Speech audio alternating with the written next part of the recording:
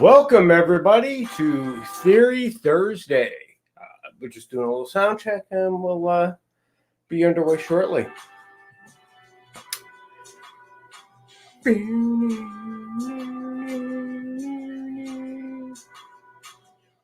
we are. Welcome, everybody, to. Yep. All right, Good. we are live and we have sounds and all that stuff. Theory Thursday. Okay, so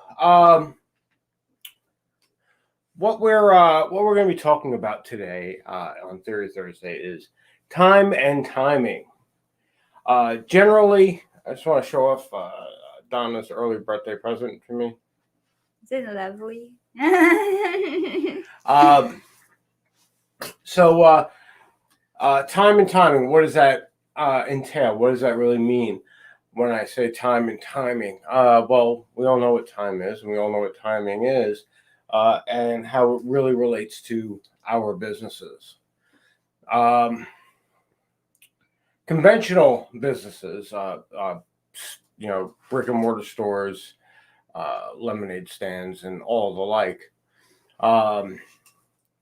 generally operate on you aren't going to make money for 3 to 5 years. 3 to 5 years, meaning if you do not have 3 to 5 years of disposable income, or you do not have another job that will carry you for 3 to 5 years, or you do not have another source of income from another family member that will support you for 3 to 5 years, or if you are not, independently wealthy, you are not going to be able to withstand owning a business. And basically that equals to if you don't have a spouse with a good enough job to carry you guys until your business is making money, you are pretty much destined to failure. It's one of the reasons why many businesses that are brick and mortar businesses fail, is because the owner can't withstand the finances. They Leasing buckle. overhead and Right. government red tape and taxes. There's all sorts of odds stacked against somebody trying to start their own business up, especially in the old traditional sense of the brick and mortar. Right. So one of the things that has been noticed about digital businesses, online businesses that have no physical location, is that time has been cut drastically short. Rather than being able to earn enough money to deal with colossal overhead such as leasing, insurance, wages, lighting, heat, air conditioning, what have you. When all of those are taken away, if you're literally living at your place of business because your place of business doesn't really have a place, it's just your computer, your local access to the internet, the profitability threshold, we'll call it, and this is a made-up term by me. I made it up right now as far as I know. If it's being used, well, then great. The profitability threshold is met a lot sooner, and it has less to do with how much money you're bringing in or how popular and effective your business is, and more to do with, is your customer base aware that you're there? Know that you are providing what they're seeking, and you are proving yourself reliable enough to be there. And that's a main thing. Like yesterday, I talked about the presence of your presence in your web presence, stuff like that, and giving the air of credibility because of looking like an adult. And today I'm wearing a birthday present, so I don't need to look like an adult every day. But And besides, that's an awesome shirt. Come on now. Not everyone has a Killdozer shirt, but I do. So that's what I'm showing off today. So like I was saying, you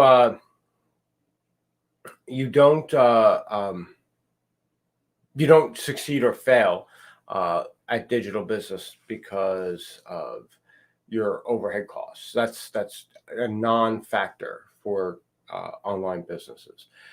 If your overhead costs are killing you, that means that you are priced out of things like cell phones. And in that sense, your economic problems are a little more uh, drastic than others, and maybe you need to get some help, like co-investors, or get like a group together that can start a business, because I don't know, aside criminal activity that I'm not going to discuss here on the network, I don't know how you would overcome that type of scenario. So that being said,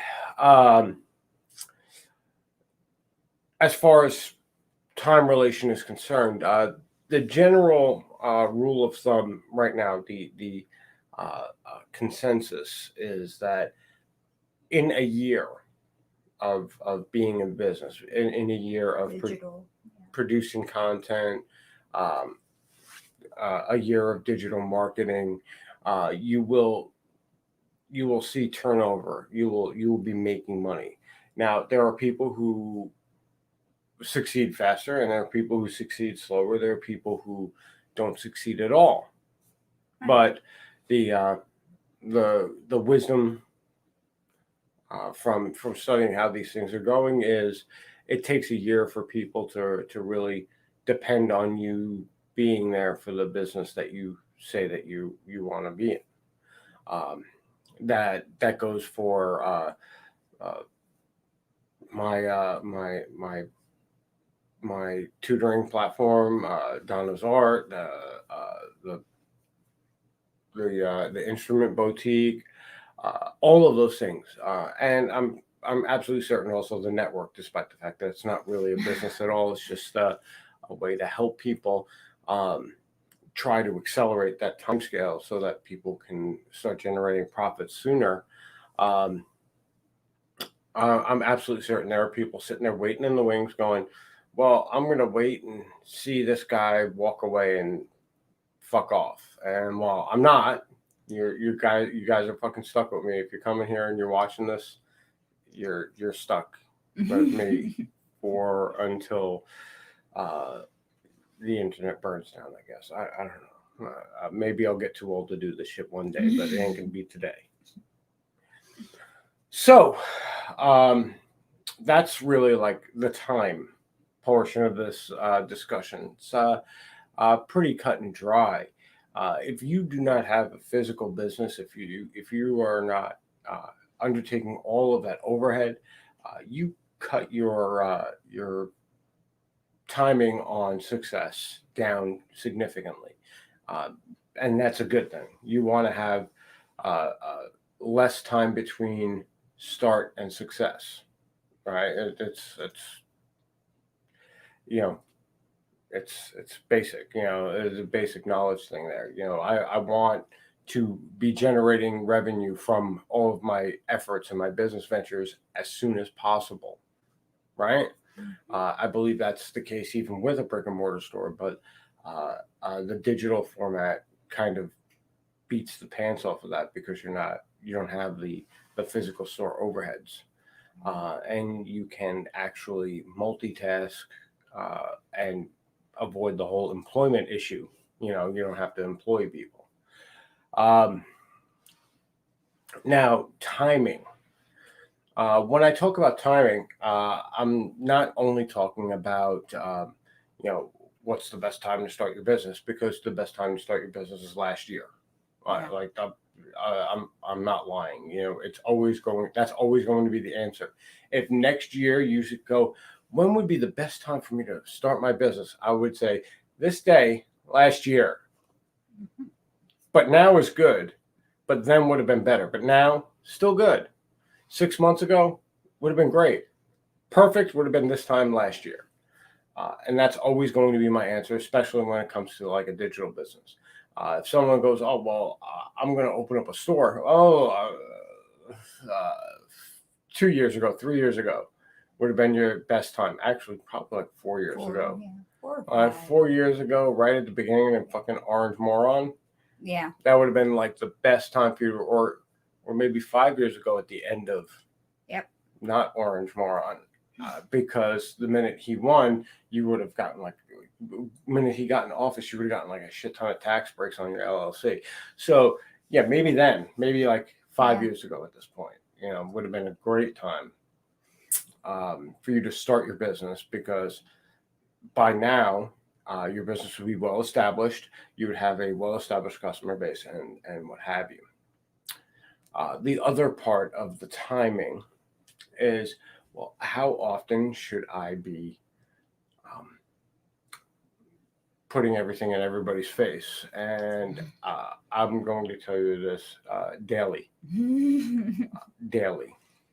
I talked last week or the week before about SEOs and digital marketing, and the timing on all of those.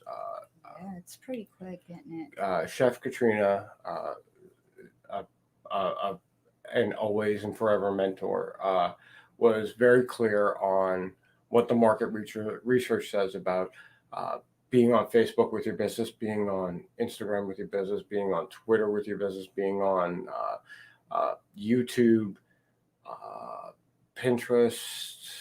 Instagram, all There those was social- another one, and then there was having your own website. Yep. All right, and I'm going to say this, and I said it then, and I'm going to say it now.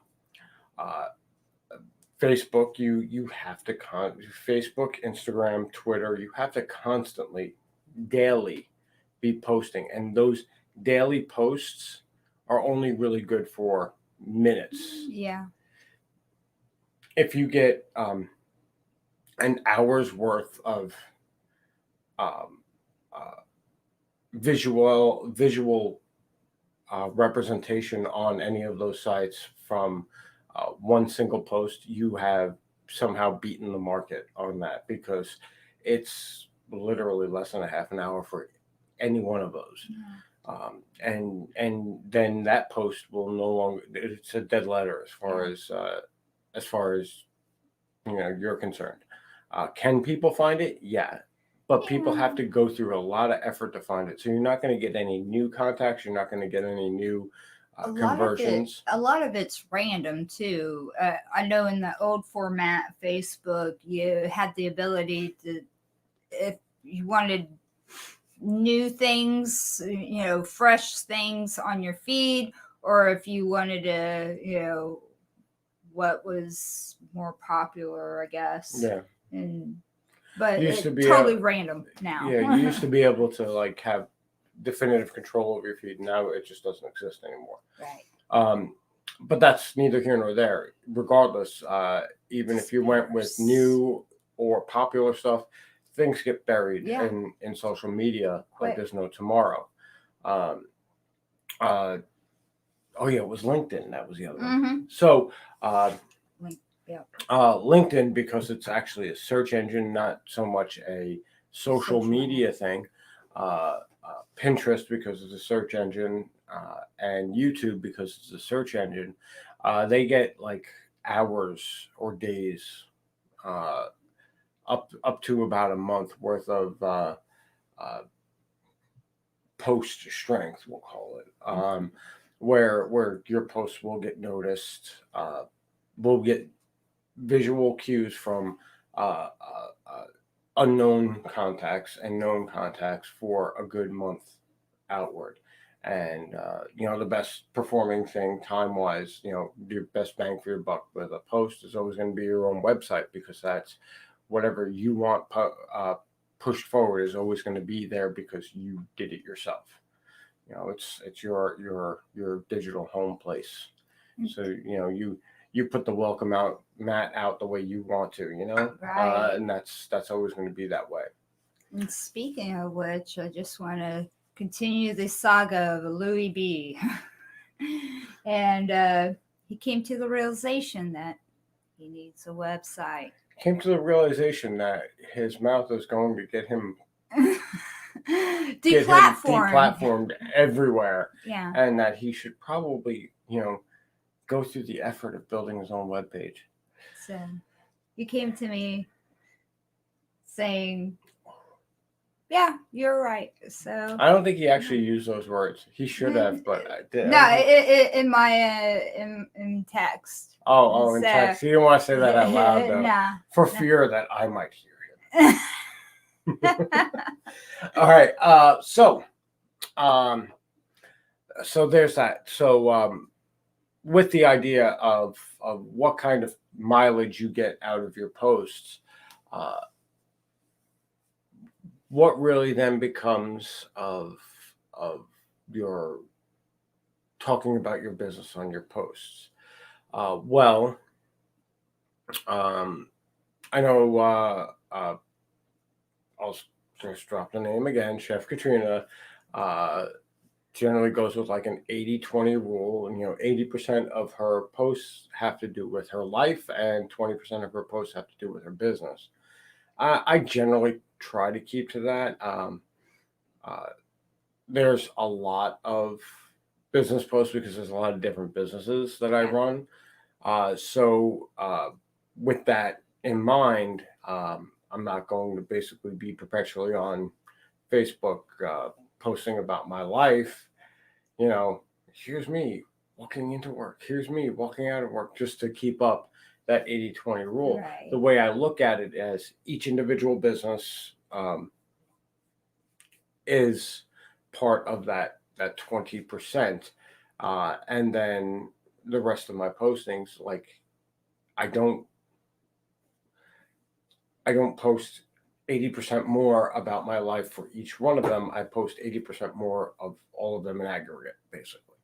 So if I'm making like 4 posts for 4 different things every day on my personal page, I'm probably going to have, more cat pictures and right. memes making fun of the political and economic turmoil going on in the United States right now, which is hilarious to me. And all sorts of stuff like that.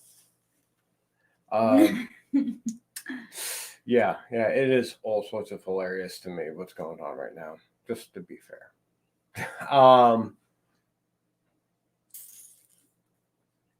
I mean, that's pretty much it. I rambled on for about 20 minutes now.